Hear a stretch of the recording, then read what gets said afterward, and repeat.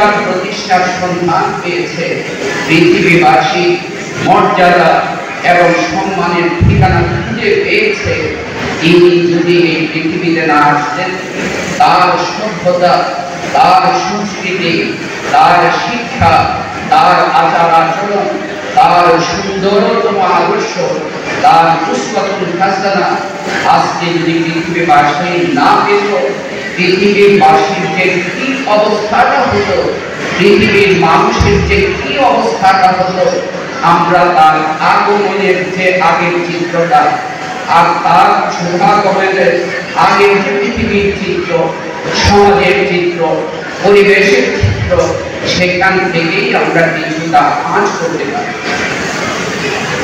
রাসূলুল্লাহ সাল্লাল্লাহু আলাইহি ওয়াসাল্লাম কেবল আমাদের জন্যই নয়, কেবল মুসলমানদের জন্যই নয়, কেবল আরব দেশের মানুষের জন্যই নয়, তিনি গোটা মানব জাতিও না, গোটা সৃষ্টি কুলের জন্য, কোন মাত্রকালের জন্য তার আগমনটা ছিল একটা বিশাল বরকতের বিষয়, একটা বিশাল রহমতের বিষয়। এবং আল্লাহ সুবহানাহু ওয়া তাআলা এটা বিশেষ একটা করুণা, একটা রহমতের প্রকাশ ঘটেছে যে তার মতো মহান ব্যক্তিকে আল্লাহ সুবহানাহু ওয়া তাআলা আমাদের জন্য, জগৎবাসীর জন্য, পৃথিবীর মানুষের জন্য একটা সুন্দরতম আদর্শ হিসাবে, আইকন এবং মডেল হিসাবে আল্লাহ তাআলা মেহেরবানি করে আমাদের সামনে রেখেছেন। রাসূল পাক সাল্লাল্লাহু আলাইহি ওয়াসাল্লামের আগে সমাজের চিত্রটা কেমন ছিল, পৃথিবীর চিত্রটা কেমন ছিল, এবং তৎকালীন দেশ, সমাজ, রাষ্ট্রের অবস্থাটা, পৃথিবীর অবস্থাটা কেমন ছিল, কেবল একটা ঘটনা আপনারা আজ করতে পারবেন। সেই ঘটনাটা যদি আপনাদেরকে শোনাই, যে মানুষ কতটা নির্মম হতে পারে, কতটা নিষ্ঠুর হতে পারে, কতটা অমানবিক হতে পারে, আমরা এই ঘটনা থেকে আঁচ করতে পারবো, বুঝতে পারবো। একবার এক সাহাবী ইসলাম গ্রহণ করার পর নবী সাল্লাল্লাহু আলাইহি ওয়াসাল্লামের দরবারে তিনি হাজির হলেন এবং বললেন যে ইয়া রাসূলুল্লাহ, আমি তো এখন ইসলাম গ্রহণ করেছি, আপনার কথা অনুসারে আল্লাহ তাআলা আমার আগের সব অপরাধকে মোচন করে দিয়েছেন, মাফ করে দিয়েছেন, কিন্তু আমার জীবনে একটা ঘটনা, একটা অপরাধ আমি কখনো ভুলতে পারছি না, বারবার এটা আমাকে দংশন করছে। নবী সাল্লাল্লাহু আলাইহি ওয়াসাল্লাম জিজ্ঞাসা করলেন, বললেন কি সেই ঘটনাটা? সেই সাহাবী বললেন যে ইয়া রাসূলুল্লাহ, আমি নিজে আমার এই হাতে আমার 10টা ফুটফুটে কন্যা সন্তানকে নিজের গর্তের মধ্যে নিক্ষেপ করে পুরাতন কুয়ার মধ্যে মাটি চাপা দিয়েছি। আমি শেষে ওই সাহাবী বলেন, শেষের কন্যাটা এত ফুটফুটে ছিল, এত সুন্দরী ছিল, এত মায়াবতী ছিল যে আমি তার চেহারার দিকে তাকিয়ে কোনোভাবেই এটা পারছিলাম না যে ফুটফুটে শিশুটাকে আমি জঙ্গলে ফেলে দিয়ে আসবো, গর্তে ফেলে দিয়ে আসবো, পুরাতন কুয়াতে ফেলে দিয়ে আসবো, মাটি চাপা দিয়ে আসবো। একদিন আজকে না কালকে এরকম করছিলাম আমি। শেষে আমার সেই মেয়েটা এভাবে তার কয়েক বছর হয়ে গেল, আমার সঙ্গে সে হাঁটাহাঁটি করে, ছোটাছুটি করে, দৌড়াদৌড়ি করে। একদিন আমি আমার সেই কন্যা সন্তানকে একটা ভালো জায়গায়, দর্শনীয় জায়গায় নেওয়ার, তাকে ঘুরতে গিয়ে আমি আমার সঙ্গে তাকে নিয়ে গেলাম। মেয়ে তো বাবার সঙ্গে যাচ্ছে, অনেক খুশি। সেই সাহাবী বলেন যে এই ফুটফুটে মেয়েটাকে শেষে আমি তাকেও ওই পুরাতন এক কুয়াতে, যেখানে কন্যা সন্তানকে কবরস্থ বা মাটি চাপা দেওয়া হতো, ফেলে দেওয়া হতো, সেখানে ফেলে দিয়ে আমি চলে এসেছি।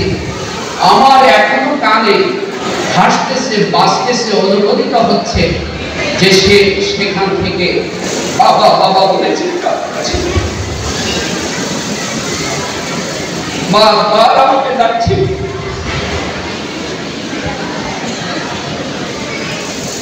তাও আমার হৃদয়ের মধ্যে সামান্যতম দয়া সৃষ্টি হয়নি। আল্লাহ রাসূল সাল্লাল্লাহু আলাইহি ওয়াসাল্লাম এতটুকু শোনার পর নিজে কেঁদে দিলেন আর বললেন, থামো থামো, তোমার এই ঘটনা আর শোনানো প্রয়োজন। এই একটা ঘটনা থেকে আমরা আজ করতে পারি যে কতটা নির্মমতা, কতটা নিষ্ঠুরতা, কতটা জুলুম, কতটা অবিচার, কতটা নিপীড়নে একটা সমাজ তখন পৃথিবীবাসী প্রত্যক্ষ করছিল। পৃথিবীবাসী অতিষ্ঠ হয়ে মানবতা হাহাকার করছে। রাসূল পাক সাল্লাল্লাহু আলাইহি সাল্লামকে আমরা সবাই আল্লাহর কাছে মাফ চাই। এটা আমাদের ত্রুটি, আমাদের অপরাধ। আমি বলবো যে আমরা কেমন নবী উম্মত, আমাদের নবীকে আমরা চিনতে পারিনি, আমাদের নবীকে আমরা চিনতে পারিনি। এটা আমাদের অপরাধ, আমাদের ত্রুটি। আল্লাহ তাআলা যেন আমাদের এই ত্রুটিকে, অপরাধকে মাফ করে দেন। সবাই বলেন আমিন।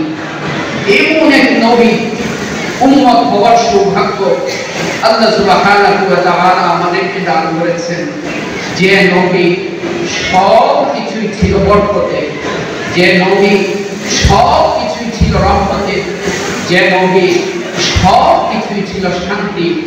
তায়েফের ঘটনা আমাদের অনেকেই হয়তো জানা আছে।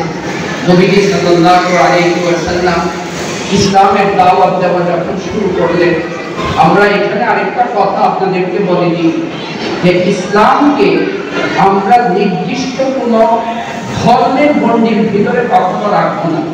কারণ ইসলাম কোনো গণ্ডির সাথে আবদ্ধ নয়।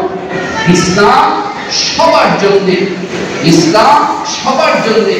কারণ ইসলাম মানবতা, ইসলাম মানবিকতা, ইসলাম নৈতিকতা, ইসলাম অধিকার প্রতিষ্ঠা, ইসলাম নারীর সম্মান ও মর্যাদা, ইসলাম পিতামাতার সম্মান ও মর্যাদা, ইসলাম সমাজের সৌন্দর্য, এই সব কিছুর সাথে সম্পর্কিত একটা বাস্তবমুখী জীবন ব্যবস্থার নাম হচ্ছে ইসলাম। তাই ইসলাম ওই প্রচলিত অর্থে অন্য কোনো ধর্মের মতো না যে কিছু ধর্মীয় আনুষ্ঠানিকতা, কেবল কিছু ধর্মীয় আনুষ্ঠানিকতার নাম ইসলাম না। ইসলাম আমরা জানি যে কমপ্লিট কোড অফ লাইফ। আমার জীবনের এমন কোনো অঙ্গন নাই, আমার জীবনের এমন কোনো ক্ষেত্র নাই, আমার জীবনের এমন কোনো শাখা নাই, আমার ব্যক্তির জীবন থেকে শুরু করে আমার রাষ্ট্রীয় জীবন পর্যন্ত, আমার অর্থনীতি থেকে শুরু করে সমাজনীতি থেকে শুরু করে রাষ্ট্র দর্শন পর্যন্ত, রাজনৈতিক দর্শন পর্যন্ত সব কিছুতেই আল্লাহ রাসূল সাল্লাল্লাহু আলাইহি ওয়াসাল্লাম বেনজির আদর্শ স্থাপন করে গেছেন, নমুনা স্থাপন